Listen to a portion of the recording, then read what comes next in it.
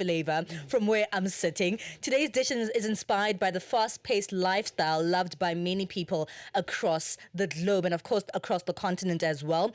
Joining us is the extraordinary self-taught chef behind Erica's Eats, a popular Johannesburg-based food business that's won over food lovers with wholesome plant-based and flexitarian meals. From fresh meal deliveries to bustling weekend markets, Chef Erica has built a thriving brand by proving the simple, nourishing food can also be exciting and satisfying and delicious. Chef Erica is joining us in our studio. Good morning. Good morning, Palesa. Thank you so much for having me. How are you doing this Sunday? I'm well, nice and crispy in the morning. I started cooking at 5 already. Yes, so. I am glad. I can tell. Smells good, smells so fresh. But let's speak about you. And, I'm always so intrigued by self-taught chefs because, generally we're told if you want to go into a certain career, you have to study this and that. But some things are just innate in us. They're just talents that we have. So when did you decide to turn what you had noticed to be a talent or even a passion of yours, which is food, into, actual work and into, making your creativity and sharing it with others? So my journey with food started purely out of necessity. I studied music. I worked in the arts on the operational side of it, and I just accepted a job in Washington D.C. in 2020 and moved. And in March, got sent back home. I didn't have any resources. Nobody was hiring in the arts in that particular field, and I started to sell milk tarts from my car boot. And that is how my business started. Wow. Erica's Eats was the first real formal version of it, which was the plant-based version of it. And from that grew a brand called Gourmet Gimba, which is where we are at now. And yes, it's been a crazy, hair-pulling, nail-biting 6 years, but I am extremely privileged to have still grown a business in our current economy and be able to still employ people. I am so glad. And it's really intriguing to hear the stories of people and how they started. But let's speak about this term, flexitarian. What kind of food is this? A flexitarian, I suppose. I saw this video a few weeks ago of a guy that said we are all we live in a time where the only thing that we see is perfection. Yeah, we are stuck with this perfection in our faces, but we don't leave any space for growth for ourselves to develop. And so his thing was, he met a guy that said, "Oh, I want to be vegan so badly, but I love bacon." Yes. And his response to the person was, "Just be vegan and bacon." Right. And that is what it boils down to, in essence, is the stuff that you put into your body. Sure, nobody is perfect, and there isn't just one certain way, but you can't stop doing the better thing just because you think you can't do it perfectly from the start. Right. And I love that concept because, there's so many things that we all want to try. And I'm sure many people are like, let's do vegetarian for a week. Or I'm going to go vegetarian. And then they see themselves backsliding after a few weeks. Like, I failed at being vegetarian. I wanted to live a healthier lifestyle. And it's like, actually, that's okay. If you do no meat Mondays, which is something that has also gained a lot of popularity, you try something maybe once a week and you can still enjoy things while you continue to be on a journey, whether it's for health or you just don't want to eat those products anymore. But how do you incorporate this concept into your food? The base of it, in essence, where Gourmet Gimba is moving towards is being a completely sustainable brand. Okay.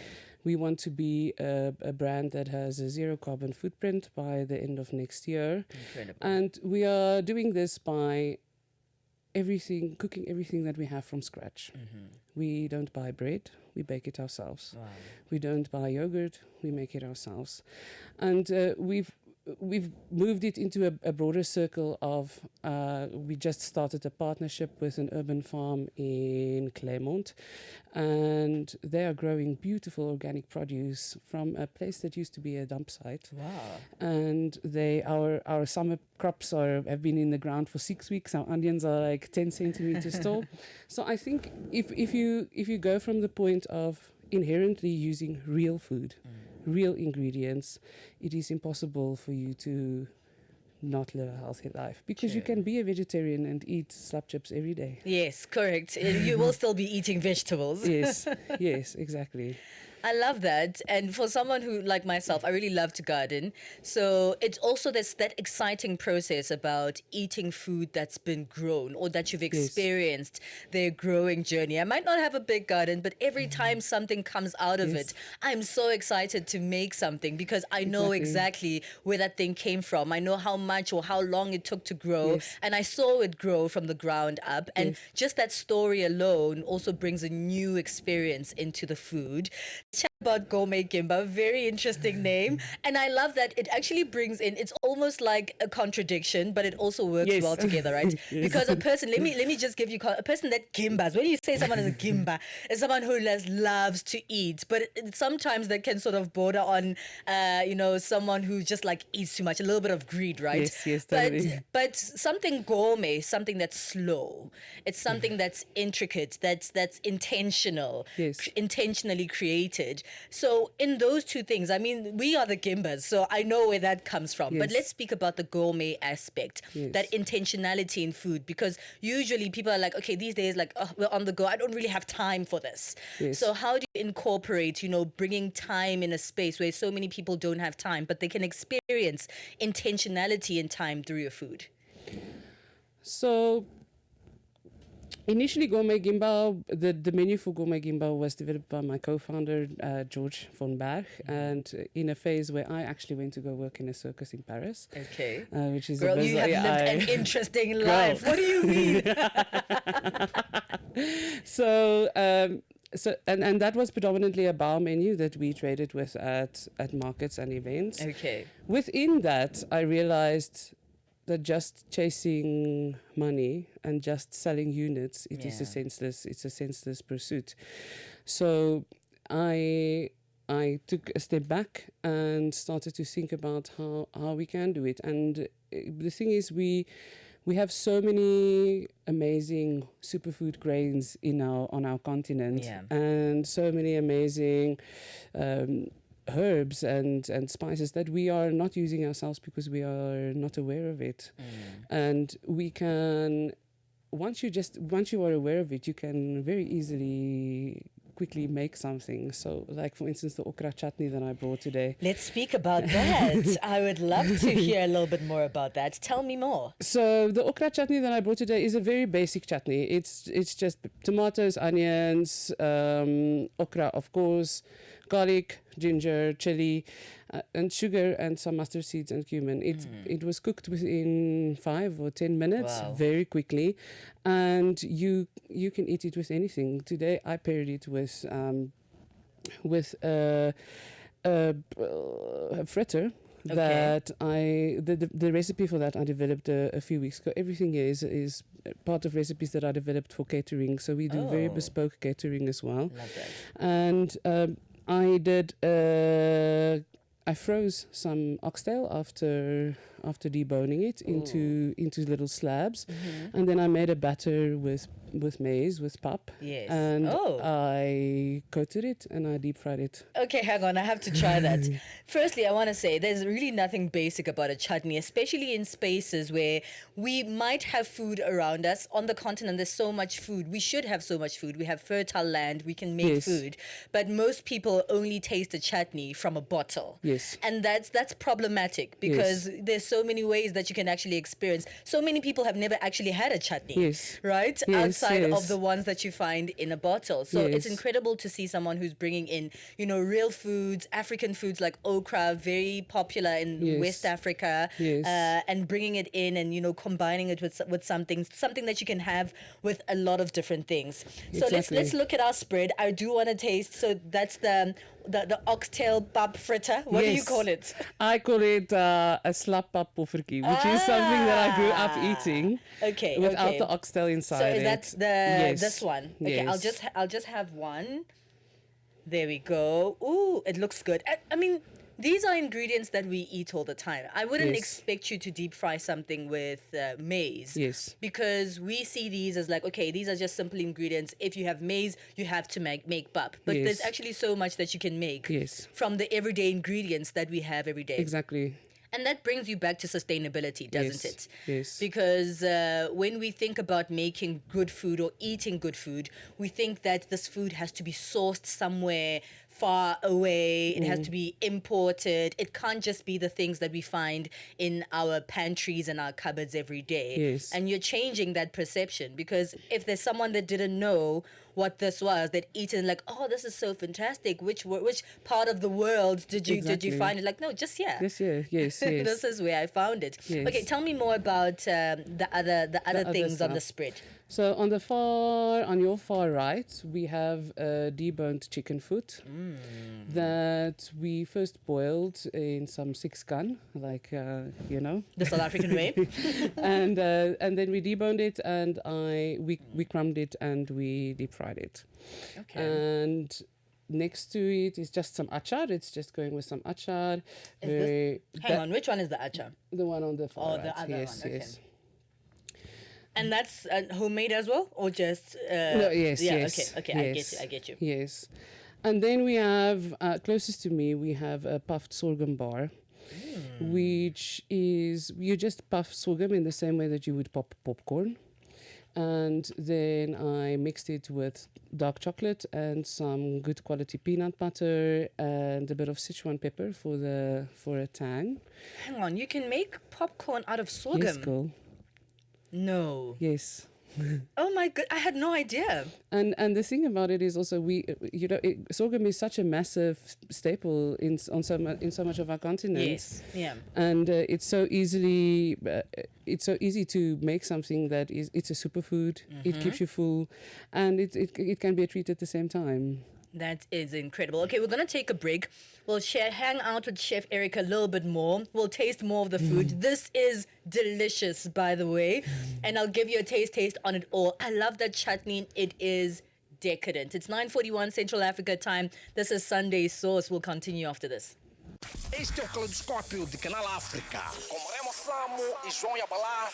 E a recente aprovação da nova lei de combate à disseminação de informações falsas na Guiné-Bissau abriu um intenso debate público sobre os limites entre o combate à desinformação e a salvaguarda da liberdade de expressão. O diploma aprovado pelo Conselho Nacional de Transição pretende reforçar o combate ao cibercrime, às burlas digitais e à propagação de conteúdos falsos nas redes sociais, prevendo inclusive penas agravadas para casos com dimensão internacional. Nesta entrevista com António Nhanga, bastonário da Ordem dos Jornalistas da Guiné-Bissau, analisámos as implicações políticas, sociais e mediáticas da nova legislação. É um pretexto que o comando militar arranjou para poder silenciar a imprensa ou silenciar as vozes mais críticas que pode haver no país. Essa que é a grande verdade sobre esse assunto. Não é questão de liberdade ou a questão de combater a fake news, mas a forma de silenciar as vozes críticas que existem no país, quer na imprensa, quer nas redes sociais. De segunda a sexta-feira, das 20 às 21 horas locais,